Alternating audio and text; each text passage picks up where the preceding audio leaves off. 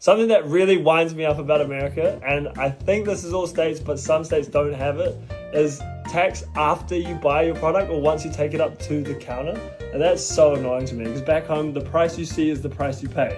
So if I have $3.50, I can pay for a $3.50 item. Whereas here, it's like, you've got to add the tax on as well. Also, what's the point in a penny? Don't understand that, but hey. Culture shocking my American husband in a German store. Bitch, I want to get these, but I don't have enough. Why? How much is it? $1.99. And you got? €2. €2 is enough. After tax. No, the tax is already included in the price. Welcome in Germany. I gotta get some more. What the fuck is going on here? This is for one person. This is massive.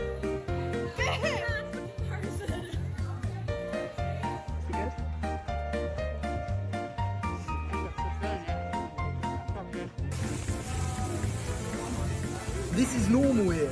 That's completely normal. What is this? Your pancakes you ordered. I ordered one pancake. That's one pancake. I went to Taco Bell to get a regular meal, right? And then she gives me this. What the fuck is that?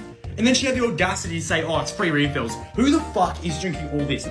Are you gonna share that with me later? I'm sure that with you right now. Hit from the back, I might go to the front. She got a booty, I'm rubbing her butt. Like, baby girl, I wanna fuck. Like, And look at this.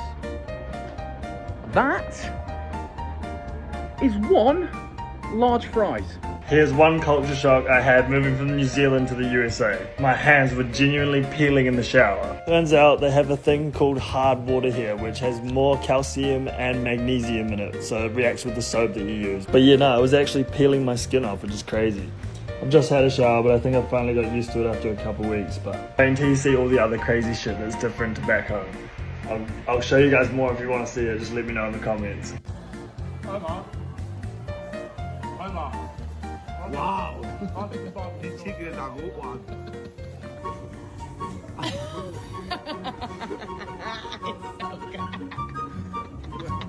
how big is it?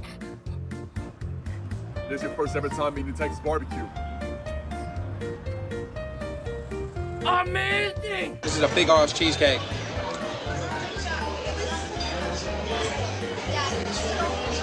So let's see. Oh my days! Oh my days! This is what you guys eat instead of beans on toast for breakfast? Yep. Is that real? Is that? Oh! They're real. Oh! This it right there. Hey, on a scale of 1 to 10, where you put that? 10. I thought on a count of 5.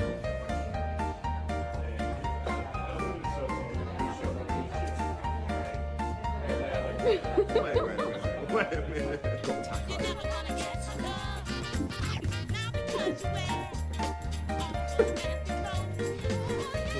Right now, it's in Chipotle in Australia. I swear to God, I'll be there every single day. It is so good. I can buy a gun? Yep. We're in a grocery store. Fabio, what are you doing? Bro, that's so cool. I want to wear. Bro, you never wore boots in your life. What are you talking I about? will start from now. Like here. What? That's so cool. What is this? That's a vent. Why are they blowing dirty air in the sky? The yellow buses are actually real? Yes, all over. What? I thought that was like only in cartoons. This is pizza. Damn. This ground beef. Look at and I got big hands, L-sized hands, but 13 pack of donuts. Why was 5 not enough? Asda do 5. What? I asked a medium size. That's medium. Ma che medium? Madonna! My entire family can drink from here for 1 month. Wow. Yep. That is the size of ice cream you can buy. Ooh, it's on hot as shit. Go! 1, 2, 3, release!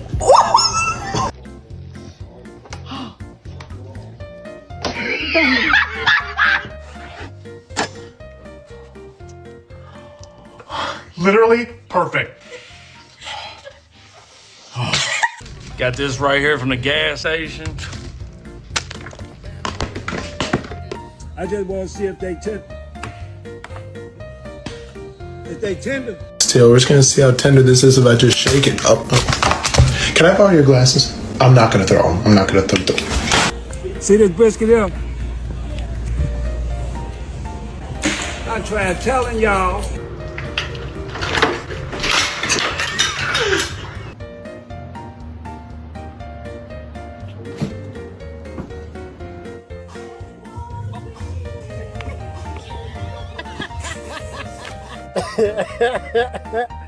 Oh my god. I'm seeing videos of people from, Europe, particularly the UK, and then they come and then they are confused. America will humble you. What's that? America will humble you. Yeah, so many experiences, so many cultural shocks, with people coming from the UK, particularly Europe, right? Europe, UK, what have you, countries in Europe. They come to America and then they are surprised. Like the cultural shock, the things they see, and I'm really enjoying the video. And especially those who are driving in America, like those who came from Europe or the UK, let me say the UK, and then they are driving in America. Like their videos are just so funny. And especially if they are driving in the hot town, places like, Houston, driving in Houston, driving in Dallas, driving in New Jersey. Driving in New Jersey? You want to drive in New Jersey? God damn! Look, I'm someone who has driven in quite a number of states for some time, and I've done cross country driving from the East Coast to the West Coast. So I can say that I have the right to talk about driving, right? Driving in America. Yes, I've not been here for long, but I've driven in quite a number of states. Listen, especially with New Jersey, there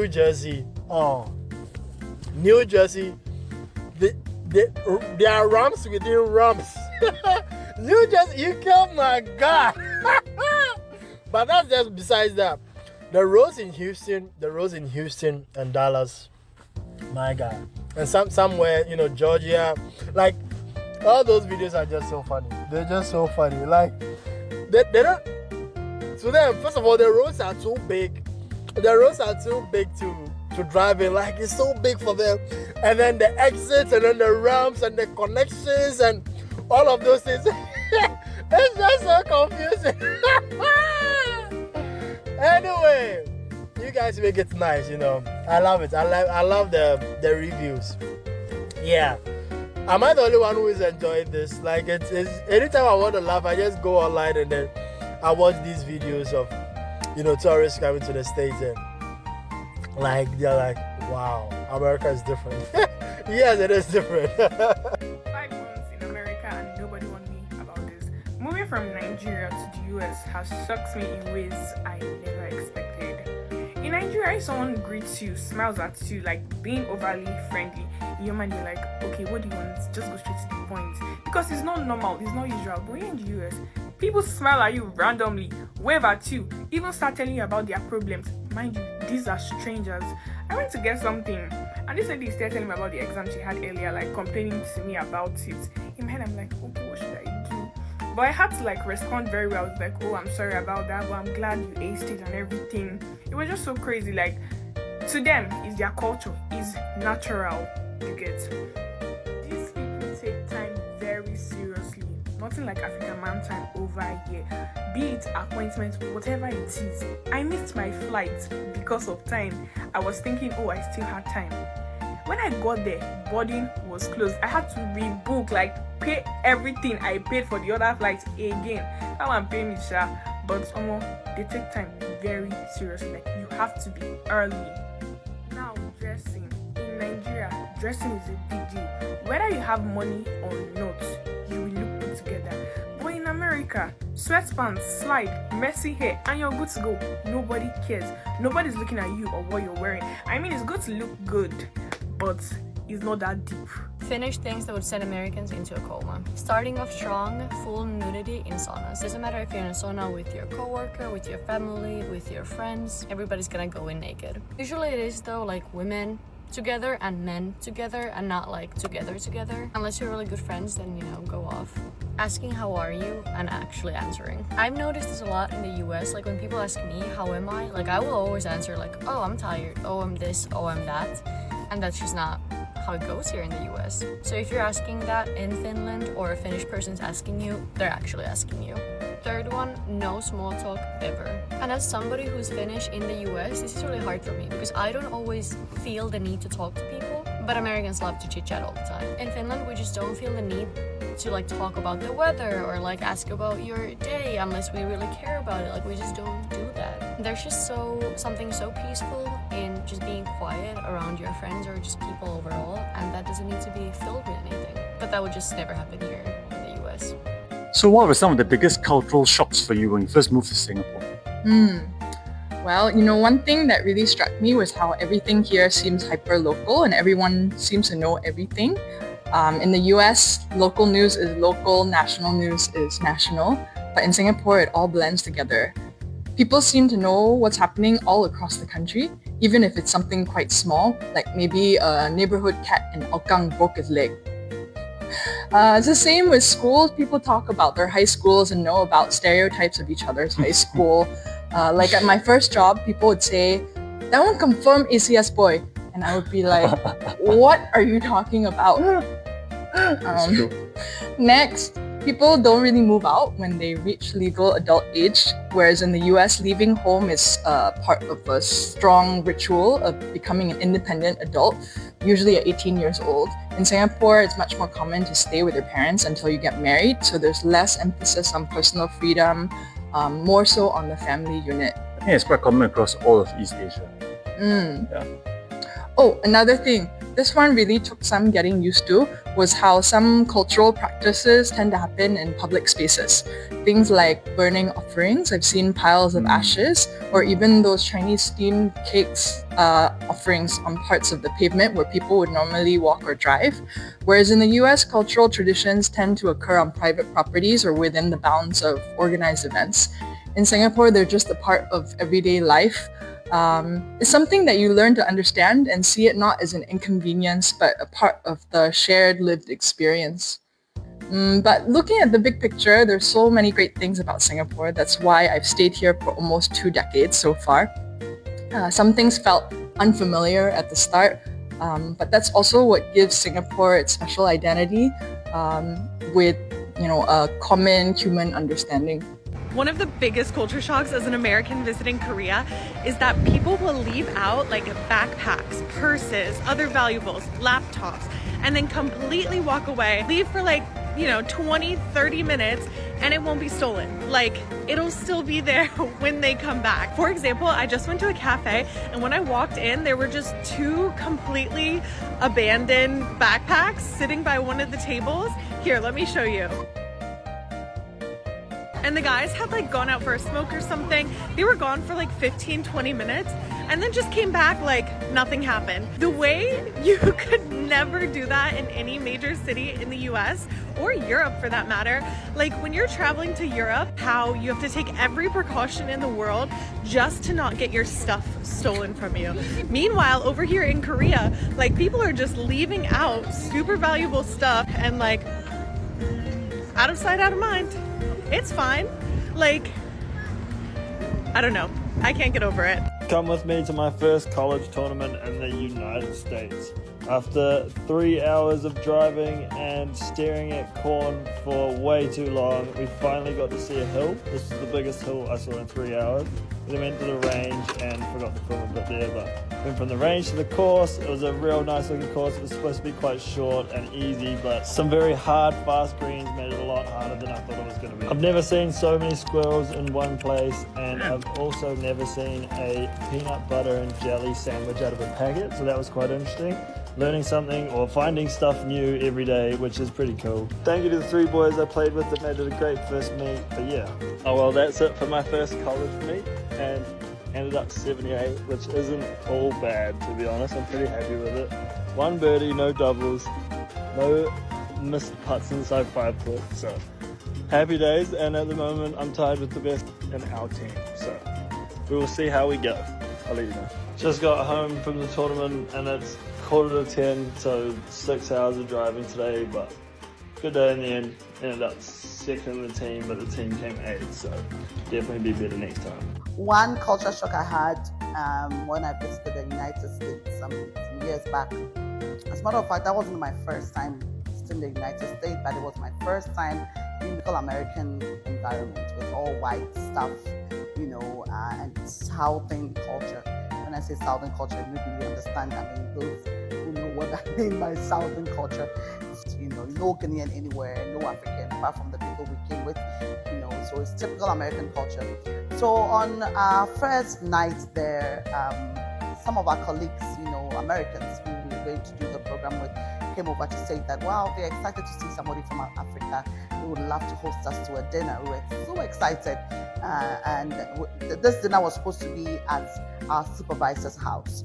So they gave us the time and everything. We prepared. That is myself and the other Ghanaians that we went with. You know, so we got ready. I think about 2 hours to dinner, we had a call that something came up, so we cannot have it at our supervisor's house.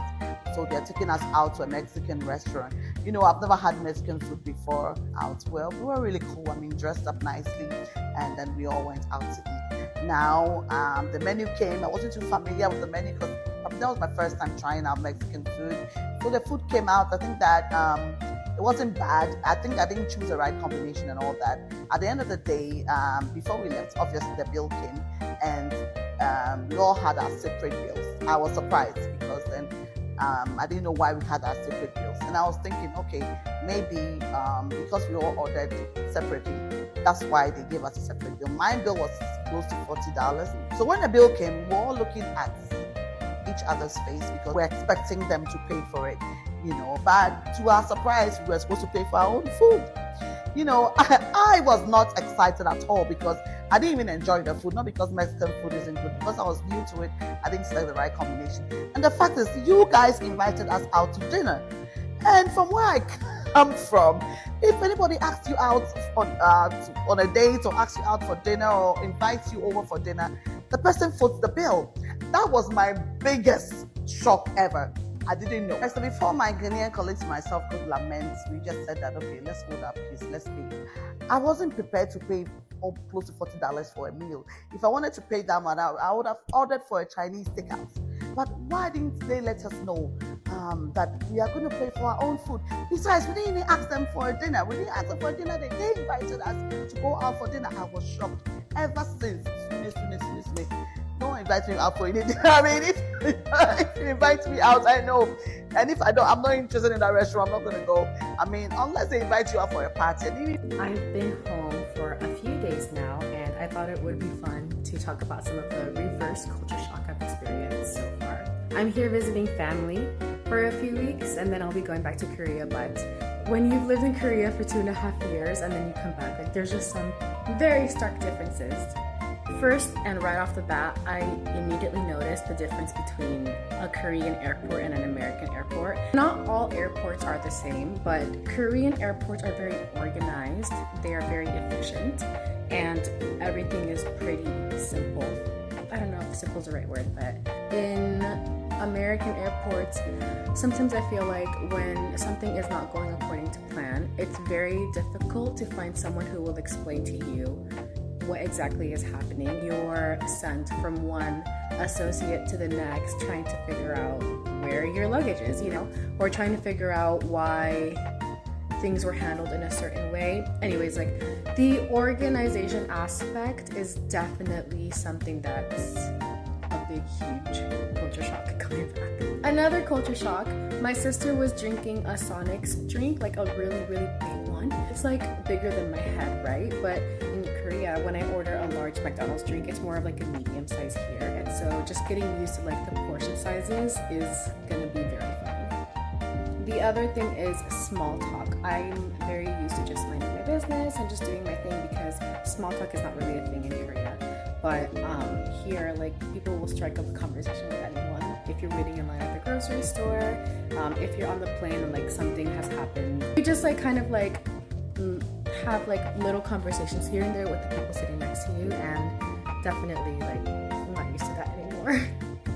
And kind of going off of that, I'm also not used to people calling me sweetheart or honey or baby, and that's usually like older women that will call me that. Like, I was really stressed at the airport, like to the point of tears, and like the woman that was helping me, she was like, oh baby.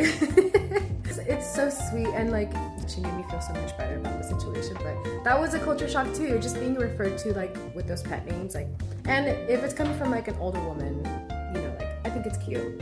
If it's coming from a man, then absolutely not, sir. Do not call me that. Anyways, those are the first few things that I've noticed so far, and I've only been here for 2 days, so maybe there will be a part 2 to this. But yeah, I'm happy to be home on vacation, visiting family, and I'll return to Korea soon.